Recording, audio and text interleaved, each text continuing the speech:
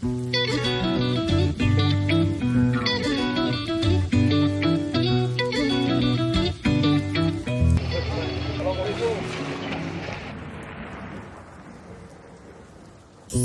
البرق اليماني عن حبيب قد سباني، فتذكرت اجتماعا فشجاني ما شجاني.